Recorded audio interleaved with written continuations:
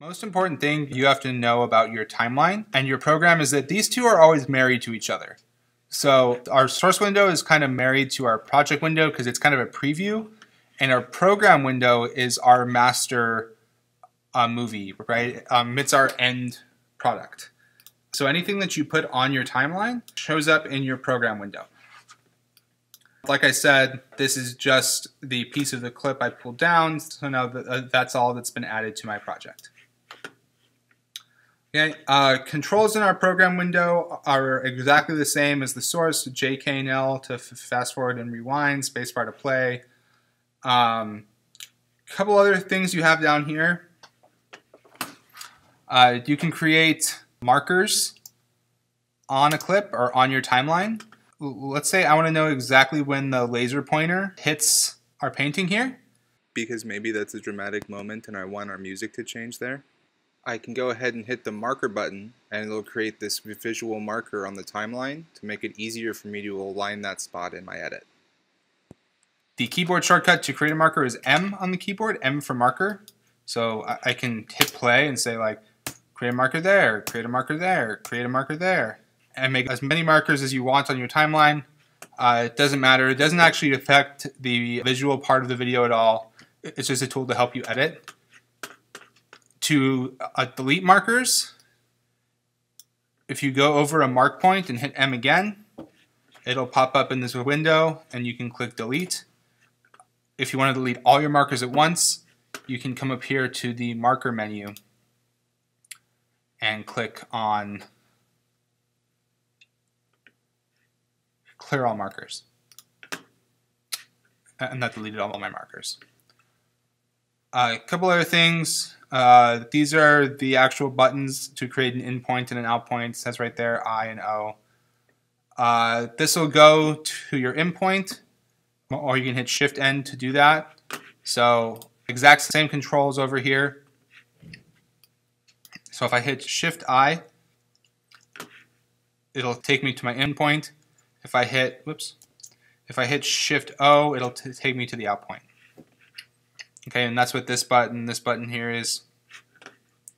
And beside that is a frame by frame toggle. So I can click that and it'll just, it'll go back a single frame, or forward a single frame, forward a single frame.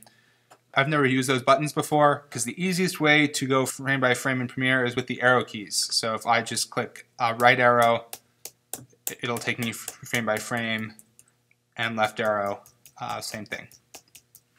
Over here, you've got lift and extract. I'll talk about those later. It's like more advanced stuff that we don't have to know for right now. And then our last button up here is export frame. And what this will do is it'll actually create a still frame of whatever your playhead's over and export that out of Premiere as a JPEG. So if I click on that export frame button, I can give it a name. I can give it a format. Usually JPEG or PNG is best here. And then I can tell it where to go. So I can click on Browse and say it's a still image. I can put that into my graphics folder because maybe I'm planning on adding graphics to it or something later on. So I'm going to put that in my graphics folder and hit Choose. Then I have a little checkbox that says Import into Project. I can check that if I want to import it into my project, or if maybe I want to export a still frame and post on my Instagram or something. I don't have to check that box. So right now I'm not going to check it. I'm just going to click OK. And then if I go into Finder, you'll see first project, graphics, and there I have that still frame that I exported.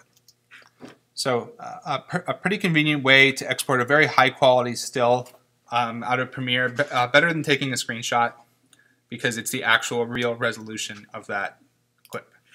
A couple other things on the program window. What you have up here, it says 16 frames. That matches here, that's the time code of your playhead currently on your timeline. So right now my playhead is 16 frames into my timeline. If I take it further, you'll see that increase. Then you'll also see how this playhead and this playhead are mirrored because, again, these are the same thing. Right? These two windows are tied to each other.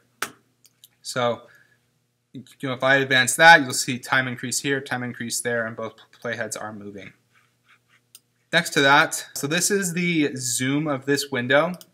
Most of the time, keep it on fit. Fit will automatically scale up or down your video so that it fills out this window. If I put that at 10%, it makes it super small. And likewise, if I put it at 100%, it'll be too big because my window is not 1080p, right? It's much smaller than that. So don't put it at 100% and think, oh, yeah, I want to see it in actual size, because you can't actually. So keep that on fit always, unless you're dealing with like motion effects and stuff and you need to see past, and I'll get into that later. But yeah, most of the time keep it on fit. Then keep going down to the other side and you'll see this drop down that says full and half and quarter. This is the quality of the playback. It's not actually degrading the video. It's just changing the quality of how it's playing back. Most of the time, shouldn't be an issue. All these computers are able to play back 1080p, no problem. But oftentimes, if you're shooting at a higher resolution than that in 4K, even more than that, you'll have to drop down that quality to get it to play back at normal speed. Keep it on full for the most part. And next to that, a whole bunch of other settings in the program window I'm not going to get into right now. Don't worry about that. I'll talk about it later. And last thing, this is the total duration of my timeline. So this is how long my total project is. Same thing over here. I created that in point and out point, and between that in and out point, the duration of that clip is 3 minutes and 2 seconds. And since that clip is the only thing on my timeline right now, my entire project is 3 minutes, or I'm sorry, 3 seconds and 2 frames. So that's it on the program window. Again, controls are mirrored between these two. Next, I will talk about the timeline.